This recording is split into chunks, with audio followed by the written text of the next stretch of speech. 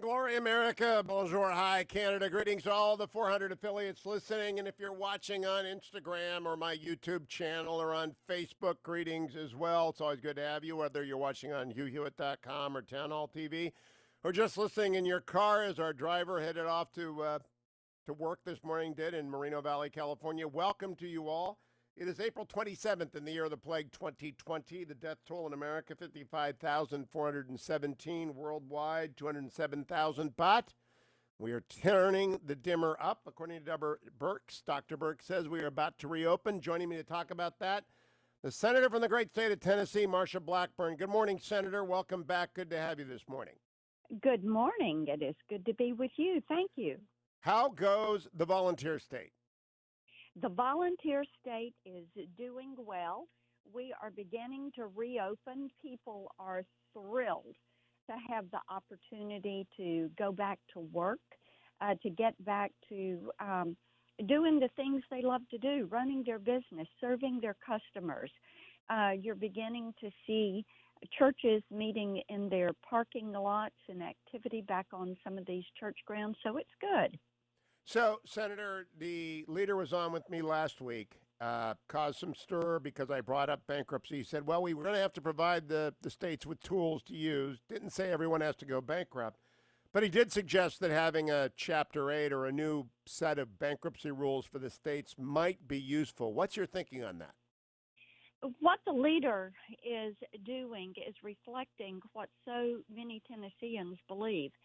These states who have mismanaged their operations for years, who have built these pension funds that they cannot fulfill, that it is not the obligation of citizens in Tennessee to bail these states out. And there is a lot of this never let a crisis go to waste type mentality around some of this.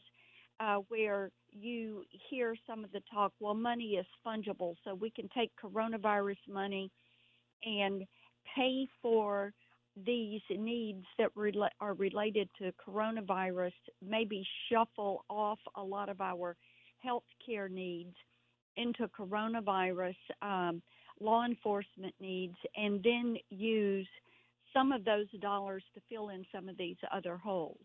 We want to be accountable for how we want the states to be accountable for how this money is used. And Hugh, it is going to be important to guard the checkbook of the federal government in this regard.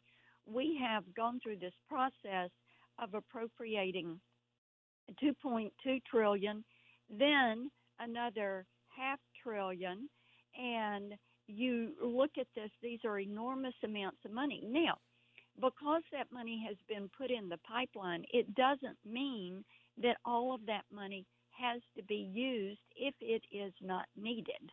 And if it is not needed, it should be going back or never be sent from the Treasury.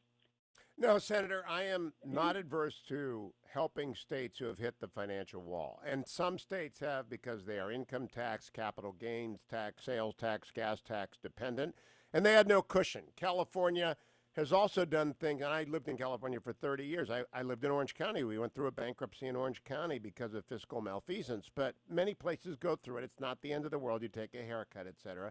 But California spent $6 billion already on a train to nowhere from Bakersfield to Merced. I mean, it was just the nuttiest doggone thing. Tennessee never tried to build a train from Memphis to Nashville. Why should Tennessee pay for California? And they issued, I think, $10 billion in bonds. Why in the world would Tennessee pay for the California mismanagement of their public fisc? And Tennessee ought not to pay for that. See, in Tennessee, we do not have a state income tax. I know. Oh, am I jealous? Yes. Year fight. And Tennesseans have said we want a smaller state government. We want the power closer to the people, not centralized in Nashville or centralized in Washington, D.C. And so our government operates on a frugal basis now. Because of that, we have a $1 billion rainy day fund. We know that every state should have a rainy day fund, just as every community should have a rainy day fund. Bad things are occasionally going to happen to good, safe communities and good, safe states and good countries. We know we need to prepare for this, whether it's going to be a tornado, which we have unfortunately had two significant ones in Tennessee this year, or it's going to be a hurricane like some of our coastal communities, or it's going to be an earthquake, or any number of unfortunate adverse events. So you prepare knowing that is going to happen. And that's what our state has done. Now, California has in fairness, Governor Newsom is doing a good job. They have a $10 billion rainy day fund. It will be spent. They got $18 billion in aid that will be spent. But last week, after Leader McConnell made his comments on my show, Governor Cuomo blew up, attacked him personally, which I guess is just a New Yorker kind of thing. But Andrew Cuomo said, "We are net givers, you're net takers," insulting the people of Kentucky.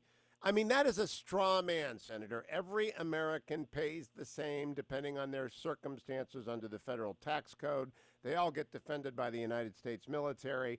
There is no net taker, net giver. That's all a bogus nonsense. This is about states and how well they are run. Well, you're exactly right on that. It is about states and how they are run. And if you want to look at a dollar cent and how much is received back, you do have donor states. Tennessee has been a donor state.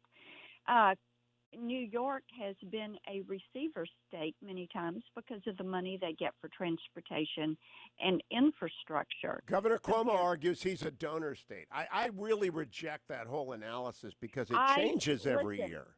Yes, you're exactly right. So, you're correct. That is not an appropriate argument to make. It is about the management of the state and how the people of that state want to handle the financial structure of their state government.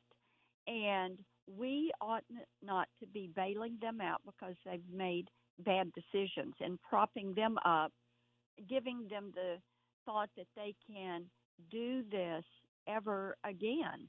There are two indications, Senator, that I always look to. Public employees per 10,000 population. It's really high in New York. It's really low other places. And unfunded pension liabilities, which is a real canary in the mine of public mismanagement. Big question. There will be another demand for another bill. If it happens, I think it's got to include an option for states to use bankruptcy authorities to reorganize. It doesn't mean that you filch on pensions. It just means you adjust them. It doesn't mean that you screw bondholders. It just means they take a haircut. Do you think that's going to have to be part of any big bailout of states if one is forthcoming? I really don't know the answer. Congress would have to take an action if there was an allowance of bankruptcy authority, and I realize that. I do not know what the action will be. I do know that in the Senate, with many of my colleagues, there is not an appetite for bailing out states that have mismanaged their funds and have built these pensions that they cannot now properly fund because of the drawdown on those pensions. So I'm not sure what will be there. I do think with a Phase 4 bill, you are going to see the focus go to regulation and rules that have gotten in the way as we have gone through this. What are rules that were relaxed? What are regulations that were relaxed that ought not to be on the books? You can look at the FDA for vaccine trials and drug approvals, the antivirals and the vaccines for COVID-19, and the way they have expedited this process. Some of the testing protocols, they have expedited the process. When you look at some of the due diligence around the SBA 7A with the banks, and they're using existing due diligence instead of executing new due diligence, those are things that are the right discussion to have. Yes. What can we get off the books? How can we use tax incentives to help these employers who are having to put new protocols in place to clean their workplace. Those are all things we ought to be doing. Senator Marsha Blackburn, great conversation. Good to have you. We'll be following. This is going to be one of the most important bills